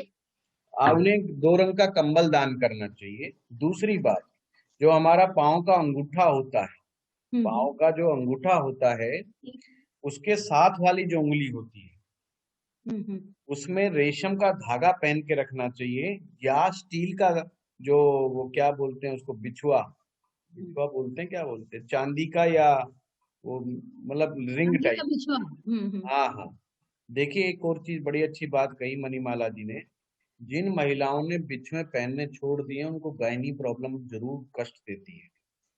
ये बिछुए खास करके अंगूठे के पास वाली जो ये पाँव होता है, इसको महिलाओं को गायनी प्रॉब्लम से बचने का सर्वोत्तम उपाय है। आज मैं देख रहा हूँ इतने गायनी समस्याएं आ रही हैं लेडीज को, और समस्या एक ही है, पाजेब पहनना छोड़ दिया और बिछुआ पहनना छोड़ दिया। बिछुआ महिला को हमेशा पहन के रखना चाहिए, स्टील का या चांदी का, और अगर वो ना मिले तो रेशम का धागा हल्का हल्का जो है लपेट लें उससे। महिलाओं की सफेद व्हाइट, ये केतु का उपाय है। अच्छा। पेट का ऑपरेशन नहीं होगा उस औरत का, ये ध्यान रखना। जिन महिलाओं को हर्निया हो जाता है बार बार पेट से, जो है नाभि से या इधर से साइड से दिक्कतें आ जाती हैं, खास करके ज्यादा एज हो जाने पर कई बार समस्याएं बढ़ जाती हैं। केतु और टांगों में अक्सर महिलाओं के दर्द रहता है ना, तो खास करके एक एज में आकर के चांदी के बिछुए पहन लेने चाहिए, बहुत अच्छा, और पाजेब जरूर पहनने चाहिए। मैंने देखा एक लेडीज लड़की ने ना सोने की पाजेब पहन रखी। अरे मैंने कहा भाई ये तो बड़ा भारी तूफान कर दिया। सोना कभी भी पाँव में नहीं धारण करना चाहिए। ऑलवेज रिमेम्बर, सोना कभी भी पाँव में नहीं धारण करना चाहिए, ये सोने का अपमान है। और सोने की धातु में गुरु ग्रह का और सूर्य ग्रह का प्रभाव रहता है। कभी भी गुरु ग्रह को और सूर्य को पाँव में नहीं रखना चाहिए। उन्हें आप गले में धारण कीजिए, आप उन्हें हाथों में धारण कीजिए, उन्हें मस्तक पे धारण कीजिए, कभी भी पाँव में धारण नहीं करना चाहिए। कानों में धारण कीजिए सोना, और महिला को सोना जरूर धारण करना चाहिए अपने गुरु को स्ट्रांग बनाने के लिए, अपने सूर्य को स्ट्रांग बनाने के लिए। हमेशा ध्यान रखिए, यह बहुत इंपॉर्टेंट है। सोना, एक और प्रश्न था, सोना कम है तो कम पहने, चाहे एक छोटी सी पतली सी रिंग बना लें सोने की, वही पहन लें, चाहे सोने का छल्ला पहन लें, पर महिला को सोना जरूर धारण करना चाहिए। हाँ जी मणिमाला जी। एक और प्रश्न था, अगर सिंह लग्न में गुरु अगर नवम स्थान में है, 9th हाउस में है, तो उनके स्टोन धारण करना है या उनका क्या करना है उनको बढ़ाने के लिए? स्टोन भी धारण कर सकते हैं। सिंह लगन में गुरु अगर नवम में है तो बहुत अच्छा है, आप पीला पुखराज पहनी, बहुत अच्छा रहेगा। और उनका पूजा भी कर सकते हैं? पूजा तो करना ही चाहिए। एक समस्या है, जहां पर भी नवम भाव में गुरु बैठा होता है ना, वो पूजा करके खुश नहीं होता बंदा, उससे रोज का रिलीजियस होना वो उनके लिए बड़ा मुश्किल है। दिया बाती जलाना मतलब वो बस ऐसे हाथ जोड़ेगा और भागेगा। मतलब उससे ज्यादा करना उसके लिए बड़ी दिक्कत वाली बात हो जाती है। आप देखिए ये तो भी कैसे इम्प्रूव करना? ब्यूटी ऑफ एस्ट्रोलॉजी है। नवम भाव में बृहस्पति, गुरु का घर है और गुरु अपने घर में, उसके बावजूद वो व्यक्ति मंत्र जाप नहीं कर पाता। अगर वो ले भी लेगा गलती से, मान लो किसी के इंप्रेशन में आके उसने कहा चलो जी मैं आज से वो मंत्र पढ़ूंगा, गायत्री मंत्र ही पढ़ूंगा, और 2-3 दिन मुश्किल करेगा, चौथे दिन मतलब रोज घटता चला जाएगा। एक दिन 1 घंटा, फिर आधा घंटा, फिर 15 मिनट, फिर कहेगा भाई हाथ जुड़वा लो, गलती से फंस गया था, दोबारा पंगे में नहीं पड़ेगा। तो ये देखो क्या ब्यूटी है ज्योतिष की, ऐसे ऐसे सूत्र हैं? और हमें लगता है कि ये लोग बड़े धार्मिक हैं। गुरु के लोग इनको चेंज नहीं कर सकते, आप करने को ये तो मणिमाला जी भक्ति को बहुत बढ़ा नहीं कुछ किया सकते। मणिमाला जी किया तो बहुत कुछ जा सकता है, पर करने को कोई तैयार हो जब ना, कोई करके राजी नहीं। हम लोगों के साथ ज्योतिषियों के साथ एक बहुत बड़ी समस्या है। नंबर 1 बात, सामने वाले को उपाय चाहिए अपनी मर्जी के, उनकी मर्जी के, उसमें से भी उनके नखरे कि हम करेंगे कि नहीं करेंगे, और 5 में से भी अगर 1 करें या 2 करें। अब वो जाकर के सुधरते हैं डॉक्टर के पास, वो कहता है ला भाई इंजेक्शन लगा, तो कहे अच्छा जी बाबूजी लगा देते, लगवा लो जी। वहां नहीं वो फालतू बोलते, वहां तो डॉक्टर जो कहेगा वो मानते। सर इंसान डंडे का यार है। बस बस बस बस। अरे मेरे पास कहेंगे जी मर गए खब्बे, जब मैं उपाय लिखता हूँ 4 उपाय, मैं पहली बात आप सब जानते हैं मैं उपाय कम लिखता हूँ, उसके बावजूद वो 4 में बोली जी 1 कर ले हो जाएगा। अच्छा समस्या होगी इतनी बड़ी कि पूछो मत, और 2 उपाय में उनको सॉर्ट आउट चाहिए मामला, और नहीं तो कंप्लेंट है ही। पंडित जी कुछ नहीं हुआ, भाई क्या करा था और क्या होना था पहले ये तो बता दे, तुझे एमएलए बनना था कि एमपी बनना था ये समझा दे। तो बड़ा भारी चक्कर है ये, हम लोगों के साथ है समस्याएं। वास्तव में उपायों में लगता है 1-2 साल कम से कम। कुछ केसेस तो ऐसे होते हैं 7-7 साल तक मतलब ये रेमेडी करनी होती है, पर कौन माने 7 साल, मान की राजी नहीं है, अब क्या करें। और मैं एक आप सभी लोगों को, ज्योतिषियों को अपनी रेमेडी जरूर करते रहना चाहिए। 1-2-3 फायदे होते हैं। नंबर 1 फायदा तो वो समझ जाते हैं कौन सा उपाय से क्या लाभ, उनकी फीलिंग फैक्टर। देखो आगे आने वाले समय में जो लोगों को राहत दे पाएगा वही ज्योतिषी अच्छा माना जाएगा। घर घर में ज्योतिषी होने, घर घर में ज्योतिषी होने, फिर क्या ज्योतिष का धंधा बंद हो जाएगा? बिल्कुल नहीं बंद हो। जो महा एक्सपर्ट होगा, जो लोगों को रिलीफ दिलाने में फटाफट रिलीफ दिलाने में सक्षम होगा, वो खूब चलेगा, उसका काम कभी का असर नहीं पड़ेगा, उसके बाद खूब दब के काम आएगा। आप ये समझ लीजिए, मेरे पास आज की डेट में 3-3, 4-4 कंसल्टेशन रहती है, बेचारे पैसे भी दे चुके होते हैं और मैं कर नहीं पाता हूँ उसको पूरा। और फिर जो विजिटिंग क्लाइंट होते हैं वो आकर के बैठ जाते हैं, मतलब टाइम का इतना अभाव हो जाता है। और अगर आप रेमेडी अच्छी से आएगी ना, बस, क्योंकि आपके कुछ, ये ध्यान रखना, कुछ लोग जरूर मिलेंगे अच्छे जो आपकी रेमेडी को करेंगे और वही आपको यशस्वी भी बनाएंगे, आपका यशगान भी करेंगे कि हाँ जी हमें बड़ा लाभ हो। और बाकी डम्पर क्लास भी आदमी आएंगे, उन्होंने कुछ कहना सुनना है नहीं। अच्छा कई लोगों की आदत होती है सिर्फ रोना रोना रोना, उनको आप ठीक नहीं कर पाओगे, सर आप शीर्षासन कर लो। पूर्वाग्रह लेके आते हैं ना वो, इसलिए वो सीख ही नहीं पूर्वाग्रह पाएंगे। नहीं, पहले आते कहेंगे मैंने सारे ज्योतिषी देख लिए सब डफर है, फिर तू क्यों आया भाई अगले ज्योतिषी के पास? अच्छा मेरे जैसा तो डांट मार देता तुरंत। नए नए जो बेचारे होते हैं वो बेचारे डरते हुए क्लाइंट के साथ डांट भी नहीं मार सकते, हम तो भगा भूज देते हैं, हम तो 1 सेकंड लगाते हैं और ऊपर से पैसे ले लेते हैं। तो भाई हमारा तो मामला ही दूसरा है, हम तो ठेले खाए हो रहे हैं इस मामले में कि ये किस तरह की मानसिकता लेके आया। इसने कुछ नहीं करना, इसने सिवाय हल्ला मचाने के कुछ नहीं करना। बीवी इसकी अच्छी नहीं मिलेगी, बच्चे इसके अच्छे नहीं मिलेंगे, धंधा इसका खराब मिलेगा, हमेशा ध्यान रख लेना ऐसे आदमी का। और इसके पड़ोसी बिल्कुल ही गंदे मिलेंगे और रिश्तेदारों ने एक ने भी साथ नहीं दिया होगा। यही आदमी है जो बिल्कुल एकदम धूल का धुला हुआ है और इसको सारे गंदे मिले, और ऐसा कभी नहीं होता, ये हमेशा ध्यान रखना। राहु का उपाय जरूर कर रहा होगा सर ये आदमी। हाँ हाँ, राहु के नहीं, अच्छा, कई लोगों के दिमाग में है ना बड़े उल्टे सीधे उपाय, उनको बड़े उल्टे सीधे उपाय बताओ। रात के 12 बजे जाओ, चौराहे पे जाना है, कोई आगे ना देखे कोई पीछे ना देखे, सीधे सीधे चलना है, कोई आवाजें मारे, आवाजें भी आएंगी पर तूने पीछे मुड़ के देखना नहीं है, वो बंदा एकदम ठीक हो जाएगा। मतलब जो है ऐसे ऐसे लोग भी आते हैं। आप गदर पंडित जी ने ये उपाय बहुत सही बताया, उसको ऑटोमेटिक साइकोलॉजिकल इफेक्ट आ जाए। कई लोग कहते हैं जी हमारे पीछे भूत पड़ गए, आपने अगर कह दिया ऐसा कुछ भी नहीं है तो आप जीरो एस्ट्रोलॉजर। अगर आपने कह दिया मैं भगा दूंगा सबको, आप टेंशन ना लो। अगर विश्वास जमा दिया आप भगा सकते हो तो आप हीरो। भूत बात कुछ नहीं है, राहु का इलाज कर दो बस। हमेशा ध्यान रखना, भूत भूत कुछ नहीं है। मैं फिर कह रहा हूँ, किसी को भूत बात नहीं लगे होते। गांव में औरतें आएंगी, सब में भूतनी आ रही होगी, किसी में पितर आ रहे होंगे, किसी में कुछ आ रहा होगा। असली प्रॉब्लम पति या सास मिलेगी या उसके और परिवार वाले मिलेंगे। भूत और कोई नहीं है, या तो उसका पति भूत है या उसकी सास भूतनी है। भूतनी आ रही तो समझ लेना सास का पंगा है, भूत आ रहा है तो समझ लेना आप पति का पंगा है। बाकी नहीं आ रहा कुछ भी। ये डीएलएफ में सुशांत लोक में कोई एक लेडीज नहीं आती जो कहती भूत आ गए, जो कहते प्रेत आ गए। भाई ये भी कहीं घूमती होंगी, ये भी खुशबू लगा के जाती होंगी, ये भी सफेद रंग की चीज खाती होंगी, ऐसा तो कुछ भी नहीं है, कहीं कुछ नहीं है। ये मानसिक बीमारियां हैं।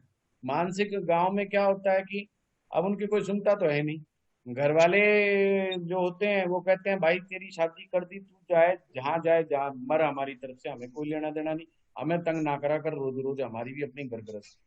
अब उनकी पियर वाले भी नहीं सुनते, ससुराल में वैसे ही वो पति जो है 2 पौए लगा करके, अपने 2 पैक लगा करके 2 जूत वो मार देता है शाम को आकर के। अब वो बेचारी क्या करे, उसकी कोई सुनने वाला नहीं, तो फिर वो एक तरीका आजमाती है, कहीं से अड़ोस पड़ोस से देखती है पहले तो एक मोहल्ले में ऐसा नहीं होता, गांव में अकेली कई महिलाएं वो तरीके अपना रही होती, तो फिर उनमें भी भूत आ जाता है। फिर वो अपने पति को पीटती है भूत आने पर, और किसी को नहीं, और पीटेंगे उसी को जो उनके खिलाफ होगा, ये ध्यान रखना। पहले हम भी, मैं जो कई बार मैं नया नया था तो मुझे भी पकड़ के ले जाते थे लोग, बोला देखना जी उसमें भूत। शुरू शुरू में तो मैं बहुत डरता था, मैंने कहा यार कहीं हमारे ही ना चिपट जाए। और मेरे घर वाले मुझसे लड़ते थे कि ऐसी जगह गया तो खबरदार तू, ठीक नहीं होगा। तो मैंने देखा वो, जैसे एक महिला को मैं जानता था, मैंने कहा, मैंने उसको पानी दिया, पानी मेरे हाथ से पी लिया, और उन लोगों को ही घर में पिटाई कर रही थी जो उसके खिलाफ थे, बाकी किसी को हाथ नहीं लगा रही थी। वो जिनसे दोस्ती थी बिल्कुल भी मतलब नहीं जो उसने पंगे करे, जो पड़ोस की महिलाएं आ रही थी जिनसे उसकी थोड़ी थोड़ी गुटरगू थी, उनसे बिल्कुल, क्या मजाल, उसको थप्पड़ भी मारा होता उन्होंने, और नहीं तो जो आता उसके कान पे थप्पड़ रख देती, जो भी उसके घर का परिवार का आता था। तो मुझे कुछ समय के बाद ये घटनाएं समझ में आने लगी कि भाई ये स्पेशल आदमी को क्यों पीटती हैं, ये हर एक को क्यों नहीं पीटती हैं। अच्छा, दूसरा कोई समझाता तो, जैसे मेरे जैसा आदमी आ गया समझाता तो समझ जाती। मैं सोचता था मैंने तो कोई मंत्र भी नहीं पढ़ा, ये भूत कैसे भाग गया, है ना। तो मेरे ही बहम हो गए, ये कौन सी शक्ति आ गई तेरे अंदर जो तेरे सामने से भूत ही भाग जाते हैं। अब भूत बात कोई नहीं भागता भाई, मेरे अंदर कोई शक्ति भी नहीं थी, ये मानसिक रोग थे। फिर मैं गुड़गांव में आया, गुड़गांव में भी ये केस आए, पर सब गरीब घरों में, काम वालियों के यहाँ पर। अब शुरू शुरू में तो क्या, हमारे काम वाली बेचारी किसी को ले आई, बोला जी इसमें वो आता है भूत। अरे भूत कुछ नहीं आता, पति की दारू है, और वो बेचारी काम पोछे झाड़ू करके लाती है, पति उनका भी छीन छान के भाग जाता है। तो ये भूत है भाई, और कोई भूत बात नहीं है, है ना। कुछ परेशान होती है, उनका राहु का इलाज कर देना। अगर कोई समझदार आदमी आता है, वो कहता है मेरे को ऐसे ऐसे सपने आते, राहु के समय में सपने आ सकते हैं, ये ध्यान रखना। उन्हें ऐसा शक हो सकता है कि मेरे पीछे भूत लग गए या मुझे भूत दिखाई देते हैं, ये पक्की बात है कि ऐसा उनको लगता है, पर है कुछ नहीं, कहीं तुम्हें खुद घबरा जाओ ना। कई बार सामने वाला कहेगा अच्छा जी देखो मैं अभी बुलाता हूँ, अभी ये आ गए, ये आ गए जी, ये आ गए। मैंने बड़े ड्रामे देखे, हमारे तो ऑफिस में ही आके कहते थे अच्छा जी ये आ गए, और वो गर्दन घुमानी शुरू। तो मैं भी एक रखता हूँ अपने लड़के को, भाई वो चिमटा लाइयो भूत उतारने वाला। तो चिमटा, बड़ा वाला चिमटा, वो बड़े वाला लेके आओ। वो छोरा जब तक लेके नहीं आता उससे पहले भूत चला जाता है। तो बाकी होना जाना कुछ नहीं है, ये सब है साइकोलॉजिकल, है ना। और उनको उपाय भी ऐसे ही दो जो उनको साइकोलॉजिकल इम्पैक्ट डालें। सर साइकेट्रिस्ट ट्रीटमेंट सिंपल ज्यादा है कुछ। उन्हें कहो रुद्राभिषेक कर ले, फलाना कर दे, उनसे उनका बेचारों को कोई भला नहीं होने वाला। चलिए मेहंदीपुर बालाजी में जो इतना हाँ। भूत भगाया जाता है, मैं भी यही पूछने वाला था। देखो बिल्कुल जी, सर, वहां तो बहुत ज्यादा होता है। उस रहस्य का मुझे कुछ मालूम नहीं है, तो मैं उस पर कोई कमेंट्स भी नहीं करूंगा। मैं तो अपने गुड़गांव शहर के ऊपर कमेंट्स कर सकता हूँ, जहाँ पे मैंने 15 साल तक मैंने जहाँ ज्योतिष का काम किया है, और जहाँ कम से कम 15 से 20 हजार से ज्यादा कुंडलियां मैं देख चुका हूँ।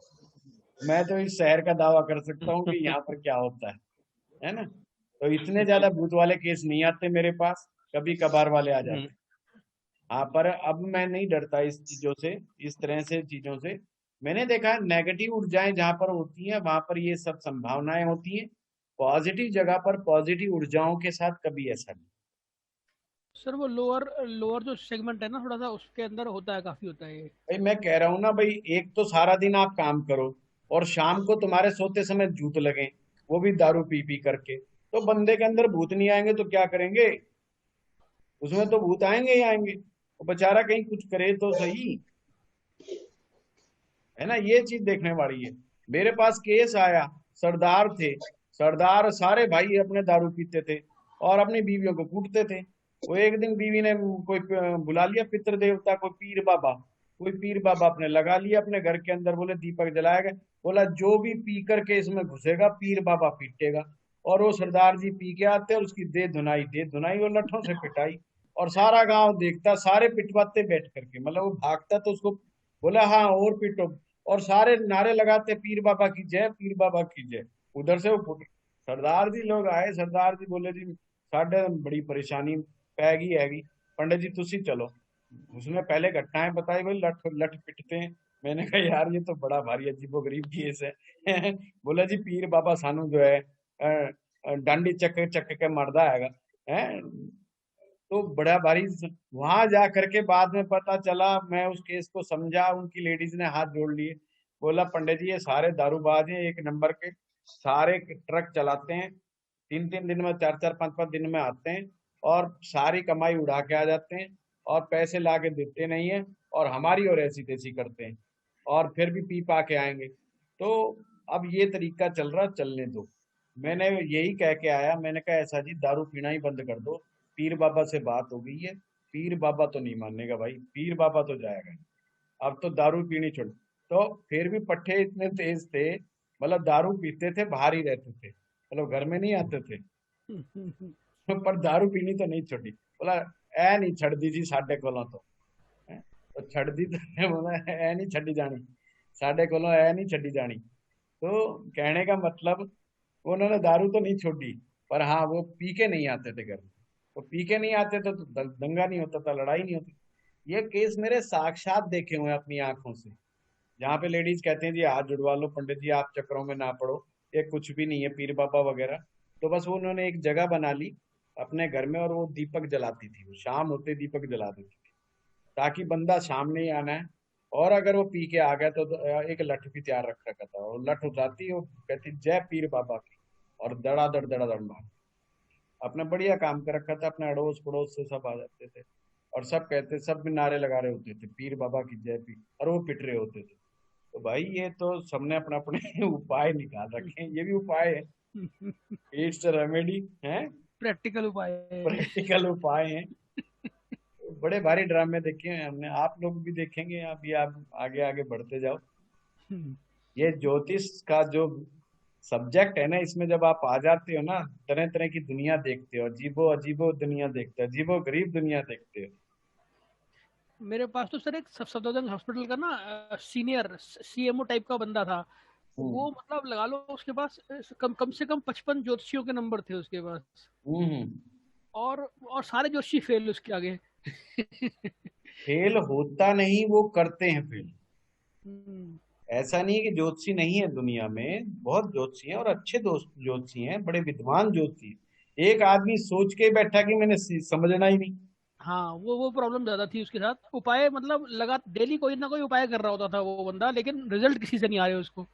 देखो जब आप खुद डॉक्टर बन जाते हैं और सामने वाले डॉक्टर की परीक्षा लेते हैं, तो आप पक्का मरते हैं। अपनी डॉक्टरी भूल जाओ। मेरा जिंदगी में ये, मैं जब जब बीमार होता हूँ डॉक्टर के पास जाता हूँ, मैं जीरो हो जाता हूँ। मैं नहीं दिमाग लगाता क्या है, मैं कहता हूँ जिस डॉक्टर के पास जा रहे हो वहां श्रद्धा रखो, नहीं तुम आए क्यों। सही बात है। होम्योपैथ के पास जाओ, होम्योपैथ में श्रद्धा हो तो जाओ वरना मत जाओ। एलोपैथ में जा रहे हो 100% इसे भगवान मान लो, जो दे फिर वो जहर भी दे अपना चुपचाप ले लो, दिमाग मत लगाओ। लोग अपना दिमाग लगाते, अरे स्टेरॉइड्स दे दिए, अरे डॉक्टर साहब ये तो फलाना हो गया ढिकड़ा हो गया, वो नहीं लेगा, सारा कोर्स बिगाड़ देगा। अब उसे खुद को तो पता नहीं। कई लोग क्या करते हैं, डॉक्टरों से बहस शुरू कर देते हैं, फिर डॉक्टरों के पास तो एक ही तरीका है ना, वो कहते गेट आउट। नहीं सर, गेट आउट। वो कहते हैं गूगल गूगल पढ़ के आया ना भाई, तो मेरे पास मत आइयो। भाई क्या जरूरत है भाई, प्रैक्टिकल चीजें ऐसी है, दवाओं का बहुत वाइड स्पेक्ट्रम में असर करती हैं। सही बात। कोई एक जगह एक दवा एक तो करती नहीं है, तो आपको उसमें दिमाग लगाने की जरूरत नहीं है। भाई आप छोटे मोटे में तो हम भी दिमाग लगा लेते हैं। आप देखो, अब मेरी आवाज बिल्कुल साफ हो गई, मैंने गर्म पानी पी लिया, बढ़िया, उसके अंदर अपना एक्सपेरिमेंट करके आयुर्वेदिक मैंने बोला कर दिया, अब आवाज में बुलंदी आ गई, एकदम से आ गई ना। तो ये छोटे मोटे एक्सपेरिमेंट तो आप खुद कर लो, कोई बात नहीं। पर अगर कल को कोई गंभीर समस्या हो जाए तो फिर आपको डॉक्टर के पास भाई करना ही पड़ेगा ना, आप ऑथोराइज्ड पर्सन नहीं हो। मेरे पास बहुत सारे लोग वो कहते हैं जी आप आयुर्वेदिक कितने नुस्खे जानते हो, आप बता दो, दवाइयां बता। भाई मैं नहीं लिख के देता, मैं तो छोटा मोटा बता सकता हूँ, वो भी जो विदाउट साइड इफेक्ट। तेल की मसाज कर लो, अच्छा भाई गर्मी का मौसम चल रहा है तो अब कोकोनट की कर लो, अब सर्दी आ गई तो तिल के तेल की कर लो।